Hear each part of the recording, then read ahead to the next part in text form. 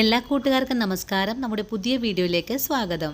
നമ്മുടെ വീഡിയോ വളരെ രുചികരമായിട്ടും എളുപ്പത്തിലും തയ്യാറാക്കി കഴിക്കാൻ പറ്റിയ വളരെ സ്വാദേറിയ മോര് കാച്ചിയതാണ്. ഈ ഒരു മോര് കാച്ചിയതിന്റെ പ്രത്യേകത എന്താണെന്ന് വെച്ചാൽ നമ്മൾ ഇതിലേക്ക് ചേമ്പ് ചേർത്താണ് തയ്യാറാക്കി എടുക്കുന്നത്. ഈ ഒരു കാച്ചിയ മോര് തയ്യാറാക്കി എടുക്കാനായിട്ട് 1/4 കിലോ അളവിൽ ചേമ്പ് കഴുകി വൃത്തിയാക്കി എടുത്ത് വെച്ചിട്ടുണ്ട്. ഇനി ഈ ചേമ്പൊന്ന് വേവിച്ചെടുക്കാനായിട്ട് ഒരു മൺപാത്രത്തിലേക്ക് മാറ്റിയതിന് ശേഷം വെന്തുവരാൻ ആവശ്യമായ വെള്ളവും എരിവിനാവശ്യമായ പച്ചമുളകും 1/4 ടീസ്പൂൺ അളവിലെ മുളക് പൊടിയും 1/4 ടീസ്പൂൺ അളവിൽ തന്നെ മഞ്ഞൾപ്പൊടിയും കൂടി ചേർത്ത് നന്നായിട്ടൊന്ന് തിളച്ച് വരുമ്പോഴേക്കും ഫ്ലെയിം ഒന്ന് കുറച്ച് വെച്ച് കൊടുത്ത് കഷ്ണങ്ങൾക്ക് ആവശ്യമായ ഉപ്പ് ചേർത്ത് കൊടുക്കണം. കഷ്ണങ്ങൾ വെന്ത് വരുന്ന സമയത്ത് നമുക്കിതിലേക്ക് അരപ്പിനായിട്ടുള്ള ചേരുവകളൊക്കെ ഒന്ന് എടുത്ത് വയ്ക്കാം. 2 കൈപ്പിടി നാളികേരവും 3 അല്ലി വെളുത്തുള്ളിയും 1 നുള്ളു നല്ല ജീരകവും 1 പച്ചമുളകും 1 കൊച്ചുള്ളിയും മോരുകറിക്ക് ആവശ്യമായ തൈരും കൂടി ചേർത്ത് വെണ്ണ പോലെ ഒന്ന് അരച്ചെടുക്കാം. ഈ കഷ്ണങ്ങൾ വെന്ത് നല്ലതുപോലെ ഉടഞ്ഞു കഴിഞ്ഞാൽ പിന്നെ നമ്മൾ അരച്ചെടുത്തിട്ടില്ല അരപ്പാണ് ചേർക്കേണ്ടത്. പുളിക്ക് ആവശ്യമായ തൈര് ചേർത്ത് കൊടുക്കാം. അതിനുശേഷം കറിക്ക് ആവശ്യമായ വെള്ളം കൂടി ചേർത്ത് നല്ലതുപോലെ ഇളക്കി യോജിപ്പിച്ചതിന് ശേഷം തിളപ്പിക്കാതെ തന്നെ നമുക്കൊന്ന് ചൂടാക്കിയെടുക്കാം. ഇനി മോരുകറിയുടെ സ്വാദ് കൂട്ടുന്നതിനായിട്ട് 1 നുള്ളു കായപ്പൊടിയും 1/4 ടീസ്പൂൺ അളവിലെ പഞ്ചസാരയും കൂടി ചേർത്ത് നല്ലതുപോലെ ഇളക്കി ഒന്ന് ചൂടാക്കിയെടുക്കാം. നല്ലപോലെ ചൂടായി വരുമ്പോഴേക്കും നമുക്ക് താഴേക്ക് ഇറക്കി വെച്ച് കൊടുത്തതിന് ശേഷം ഇതിലേക്ക് ഒരു താളിപ്പ് കൂടെ ചേർത്ത് കൊടുക്കണം. താളിപ്പ് ചെയ്തെടുക്കാനായിട്ട് ഒരു താളിപ്പ് ചട്ടിയിലേക്ക് കുറച്ച് കടുക് ചേർത്തൊന്ന് പൊട്ടിച്ചതിന് ശേഷം